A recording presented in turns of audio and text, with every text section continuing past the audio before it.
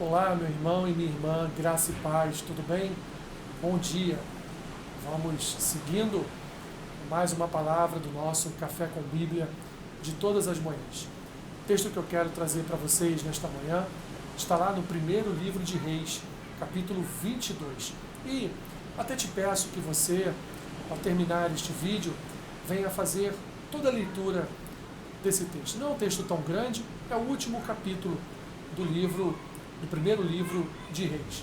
O que diz esse texto, meus irmãos? Qual a história que esse texto conta? Ela tem três personagens aí principais: Acabe, rei de Israel; Josafá, rei de Judá, o reino do sul; e Micaías, um profeta que profetizava no tempo de Acabe, lá no reino de Israel. Josafá visita Acabe, faz uma pequena visita, uma pequena viagem até Israel, e ao chegar lá, ele é convidado por Acabe para fazer uma aliança. Uma aliança porque Acabe estava incomodado, pois os sírios haviam tomado a cidade de Ramote Gileade. Embora Acabe tivesse ali um período de 3 anos de paz com os sírios, ainda assim ele não queria mais ver a cidade que um dia foi a cidade, uma das cidades de Israel, nas mãos dos sírios. Ele pede então ajuda de Josafá, e Josafá prontamente atende o seu pedido. E inclusive diz a ele: o meu povo é o seu povo, os meus cavalos são os seus cavalos. Partindo daí, meus irmãos, Josafá pergunta a Acabe se ele não teria profetas em Israel que pudessem profetizar, trazer uma palavra do Senhor para essa batalha, para o que iria acontecer nessa batalha. Então Acabe reúne 400 profetas em Israel, e ali todos eles, em uníssono, de forma unânime, dizem que eles sairão vitoriosos. E Acabe retomará a cidade de Ramote e Gileade. Mas Josafá, meus irmãos, ele fica incomodado com esta palavra, pois 400 profetas trazerem a mesma palavra para Acabe, e ele pergunta a Acabe se Acabe não teria um outro profeta em Israel. Acabe, no mesmo instante, se lembra sim de um profeta chamado Micaías, filho de Imlá, mas esse profeta só profetizava o que era mal para Acabe.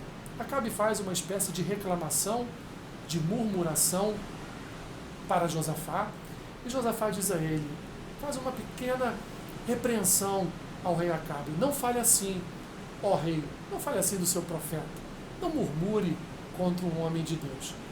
Acabe então manda um servo seu buscar a Micaías. E quando esse servo chega na presença de Micaías, ele diz a Micaías: olha, os 400 profetas de Israel já profetizaram o que é bom para Acabe.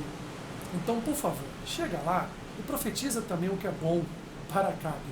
Micaías, então, ao chegar na presença de Acabe, diz: ó rei, pode ir, vai confiante que Deus lhe dará a vitória lá na batalha de Ramote Gileade. Acabe então acha aquele estranho, porque Micaías nunca trazia uma palavra boa para Acabe.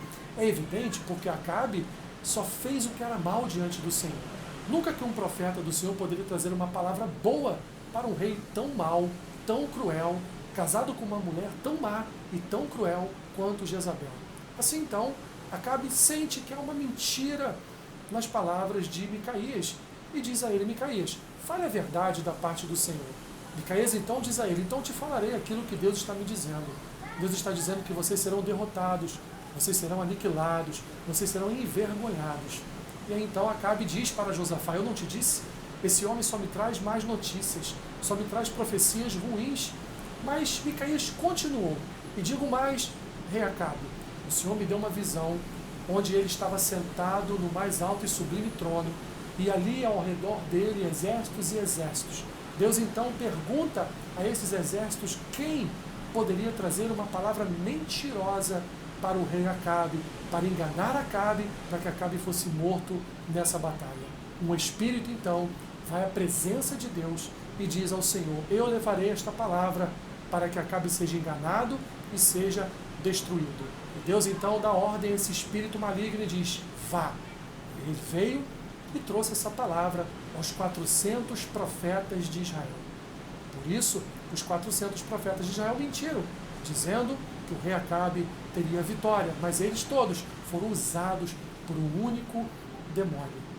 Zedequias, um dos profetas de Israel, ao ouvir esta palavra de Micaías, o texto diz que ele esbofeteou o rosto de Micaías e perguntou a Micaías: quem é você para dizer qual é o espírito que procede de mim? Porque Micaías havia dito que era um espírito maligno que estava conduzindo todos os profetas a mentirem a Acabe. Micaías então responde a Zedequias: daqui a algumas horas você verá todo Israel ser derrotado. Não só isso, você se esconderá de câmara em câmara, fugindo dos seus adversários. Micaías é levado para uma outra cidade, é preso, e ali diz: olha, se a palavra vem de Deus, Acabe então será morto, e o seu exército perderá a batalha.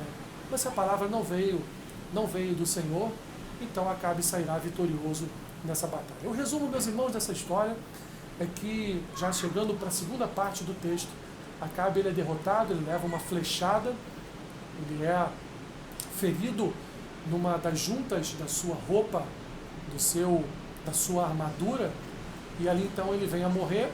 E a profecia que antes havia sido feita a respeito da sua morte, onde cães lamberiam seu sangue, prostitutas se banhariam no rio onde o seu sangue estaria, se cumpre. E, portanto, vemos que Micaías falava a verdade da parte de Deus para Acabe. O que esse texto, meus irmãos, pode falar ao nosso coração? O que ele pode dizer a nós? Em primeiro lugar, meus irmãos, nós não podemos nos aliançar com pessoas que não comungam da nossa mesma fé.